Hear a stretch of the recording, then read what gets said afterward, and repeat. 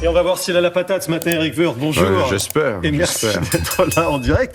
La patate peut-être parce que vous allez peut-être devenir un ministre du futur gouvernement de Michel Barnier. En tout cas, on lit votre nom à peu près partout. Est-ce que vous avez été contacté? Est-ce que votre téléphone a vibré ou pas? Non, je ne vais pas commenter les rumeurs. Il y a toujours plein de rumeurs, vous le savez très très bien. Ah, mais il y en a dans beaucoup ce sur votre nom domaine-là, il y en a beaucoup. quand même. Oui, il y en a beaucoup sur plein d'autres. Et puis c'est bien, c'est naturel dans ce type de situation. Je ne vais pas commenter ça. Non, Michel Barnier ne m'a pas appelé, si vous voulez. Et est-ce que si vous appelle, vous direz oui, ça m'intéresse? Ça fait beaucoup de si, et avec des si, on se baignerait dans la Seine. Non, mais bien sûr. Enfin, il y a une question d'envie, il y a une question de moment, il y a une question d'expérience aussi. Vous êtes un homme expérimenté, on sait qu'on a besoin d'hommes expérimentés. Je ne veux pas répondre à ça. Voilà, ce sont des rumeurs, on verra bien. De toute façon, il faut un gouvernement assez large, assez équilibré, et c'est au Premier ministre de juger tout cela. La vraie question, c'est comment on fait pour qu'un gouvernement soit opérationnel tout de suite. Alors justement, parce qu'on n'a pas le temps. Notamment sur la question du budget, qui est un dossier que vous connaissez particulièrement bien. Il faut un profil expérimenté pour gérer cette question du budget, pour aller vite. Il faut des profils expérimentés partout. Parce qu'il y a beaucoup de sujets qui sont en cours de traitement. Gabriel Attal d'ailleurs a donné au Premier ministre un certain nombre de sujets qui avaient été écrits. Les projets de loi étaient prêts. Enfin, il se passe beaucoup de choses. Il y a eu cette rupture par la dissolution, puis le temps de l'élection, puis le temps de nomination du Premier ministre, qui n'était pas simple dans les circonstances qui étaient les nôtres. Donc aujourd'hui, il faut passer à l'opérationnel. Vous l'avez regretté, juste un mot, la dissolution? Moi, je regarde plus dans le rétroviseur, c'est comme ça. Et c'est comme ça. Ça oblige, au fond, à une coalition. Ça oblige à un accord. Il y a si longtemps qu'il n'y en a pas eu. Donc ça oblige à ça. Alors ça peut être la meilleure des choses, si on arrive à faire ça. Et moi je regrette parfois, notamment les socialistes, je regrette qu'ils refusent de façon très très abrupte, sans laisser la moindre... sans discuter de quoi que ce soit. Donc on pourrait discuter de plein de sujets, et puis ils verraient s'ils veulent rentrer ou pas dans une coalition. Mais ils sont tellement pris et tellement cornaqués par LFI que ça ne fonctionne pas pour l'instant. On va parler de la coalition, mais si vous voulez bien quand même un petit regard dans le rétro, parce que sur la question du budget, j'en reviens là-dessus, parce que le déficit prévisionnel pour l'année prochaine pourrait atteindre 5,6%, évidemment c'est colossal. Vous êtes quelqu'un qui a toujours plaidé pour l'orthodoxie financière et budgétaire. Vous avez voté Emmanuel Macron. Est-ce que vous avez été déçu par ces résultats et par ces chiffres? La crise est passée par là, alors elle explique pas tout. Ça explique les 2 tiers du déficit supplémentaire, donc c'est beaucoup. Maintenant, ça n'explique pas tout, et l'économie est repartie. L'économie est repartie sur l'emploi, sur plein de sujets. Donc à quel moment ça a raté? On parlait des patates, des pommes de terre, même sur le commerce extérieur. Alors, on reste toujours en déficit important, mais enfin ça va nettement mieux. Donc on est sur un bon chemin dans le domaine de l'économie et de la réindustrialisation. Mais alors qu'est-ce qui a raté? Pourquoi on en est là? Moi, je vais pas faire la liste de ce qui a raté. C'est trop long.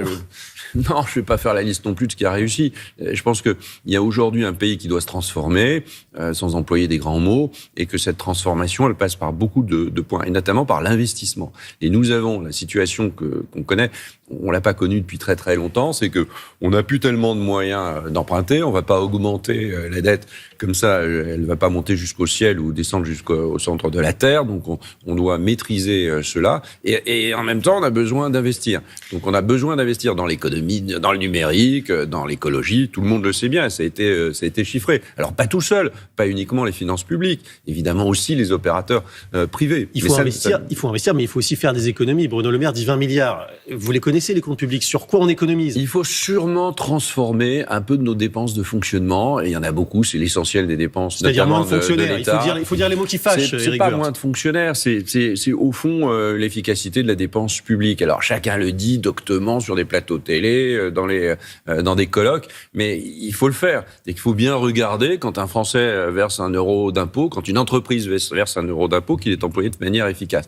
Et là, il y a des gains d'efficacité tout à fait considérables. Ça a été documenté beaucoup par la Cour des comptes. Ça l'a été par Bruno Le Maire encore par une revue des dépenses à Bercy. Donc, on a plein de pistes. Juste, il faut passer à l'acte. Et c'est jamais simple. Parce que si c'était simple, ça aurait été fait depuis longtemps. Vraiment. Oui, c'est sûr. La France a toujours comme réponse la dépense publique à des problèmes. C'est une culture française qu'il faut tenter d'essayer d'enrayer. Alors, il y a eu la réforme des retraites. Et en même temps, les gens ne sont pas contents. Hein. Oui, en même temps, les gens ne sont pas contents. Ils ne sont pas contents de l'assurance maladie, ils ne sont pas contents. Donc, globalement, ils ne sont pas contents de la redistribution des revenus alors qu'on redistribue. Donc ça on est le pays qui est le plus redistributeur. Donc, il y a un petit moment, il faut essayer de recaler tout cela et dire on dépense beaucoup d'argent public, il y a beaucoup de services publics, il y a beaucoup de gratuité. Et on doit évidemment un service public de grande qualité, mais pas moins cher. C'est pas avec ce genre de discours que vous ferez venir des socialistes dans la coalition. C'est aussi ça le problème politique. Parce que les socialistes sont, des Français responsables et raisonnables. Sur la réforme des retraites, vous avez beaucoup plaidé pour cette réforme. Michel Barnier, il a dit qu'il était prêt à rouvrir le débat. Est-ce que ça vous inquiète ? Moi, j'ai été le ministre qui a fait la réforme des 60-62. C'était un tabou et ça avait provoqué beaucoup de sujets. On est revenu à 60, on est passé à 64 avec Elisabeth Borne et il fallait le faire. Et il y a eu beaucoup d'efforts pour faire ça. Beaucoup d'efforts. Elisabeth Borne, son ministre, on fait beaucoup de Olivier Dussopt, on fait beaucoup d'efforts pour essayer de mettre plus de justice fiscale à l'occasion d'une réforme. Ce qu'on n'a pas suffisamment bien fait, c'est le dialogue avec les entreprises pour dire comment on fait pour travailler plus longtemps. Ouais. Les entreprises ont tendance à se séparer des seniors, comme on dit. Alors, les seniors, on le devient relativement vite d'ailleurs. Donc, il faut faire très attention à conserver une trajectoire de carrière, de formation. Et ça n'a pas été suffisamment fait et ça doit être fait. On a aperçu, pendant que vous parliez, les trois ténors de la droite qui ont été reçus hier à Matignon, Gérard Larcher, Laurent Wauquiez, Bruno Retailleau. Est-ce que les LR sont en train de devenir les futurs piliers du gouvernement et est-ce que c'est souhaitable ? On sent que ça grince pas mal des dents du côté notamment du camp présidentiel. LR a évidemment toute sa place au gouvernement et d'ailleurs il aurait dû l'avoir toute depuis, sa place, mais rien que sa 2 ans. Place ou plus. Mais, c'est un parti charnière. 47 députés. Oui, 47 députés, donc c'est un groupe qui a moins de députés 2 fois moins de députés que le groupe Renaissance lui-même.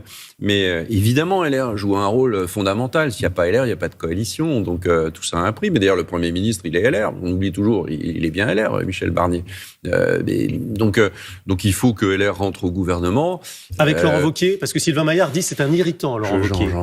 Laurent Wauquiez, il ne laisse pas indifférent, mais ça peut être une qualité comme ça peut être un défaut. Je ne sais pas. Il y a aussi des trajectoires personnelles derrière tout cela. Il n'y a pas que l'intérêt général du pays. Si avec l'intérêt général du pays, à mon avis, on y arriverait assez facilement. Mais il y a des trajectoires personnelles, évidemment, des uns et des autres. On ne va pas se cacher derrière son petit doigt. Et ces trajectoires, elles peuvent un peu créer des fritures sur la ligne. Et est-ce qu'il faut un renouvellement complet, comme le souhaite François Bayrou ? Je pense qu'il faut des gens d'expérience. Il faut des gens qui soient capables de faire fonctionner leur ministère tout de suite, pas une semaine, pas 15 jours après, être capable d'arbitrer en fonction du discours de politique générale du Premier ministre, d'arbitrer les projets suffisamment transformateurs et suffisamment bien pour les Français. Alors, parmi les gens d'expérience qui sont peut-être disponibles, il y a Thierry Breton, puisqu'il n'est plus à la Commission européenne. Il a démissionné avec fracas hier. En gros, c'est Ursula von der Leyen qui a demandé sa peau à Emmanuel Macron et qui l'a obtenue. Ça montre un affaiblissement de la France en Europe. C'est ce que dit toute la presse ce matin. Oui, j'ai vu ça dans la presse. J'espère pas. Je pense qu'il fidèle. D'abord, je voudrais rendre hommage à Thierry Breton. Ça a été un extraordinaire commissaire, extraordinaire. Ce qu'il a fait sur le numérique, il l'a fait avec un caractère trempé, mais entre nous, si on n'a pas un caractère trempé, ça peut pas marcher. Ouais. Donc la France, il y avait une mésentente qui s'était accrue avec la présidente allemande de la Commission. C'est ainsi, et Thierry en a tiré les conséquences. Mais ça a été un très grand commissaire européen. Bon, aujourd'hui, Stéphane Séjourné doit reprendre le flambeau. Il faut qu'il reprenne sur le plan économique. Il faut que la politique de concurrence de l'Union européenne soit revue. Et il faut aussi que sur les grandes entreprises du numérique, il y ait une régulation extrêmement forte pour maintenir nos libertés publiques et puis pour ne pas faire en sorte qu'il y ait une sorte de monopole à un moment donné du pouvoir numérique de quelques-uns. C'est juste pas possible. La nouvelle commission sera présentée aujourd'hui par Ursula von der Leyen. Oui, c'est pour ça que le temps pressait. Mais le temps presse partout. Nous aussi, le temps presse. Merci infiniment, Éric Woerth.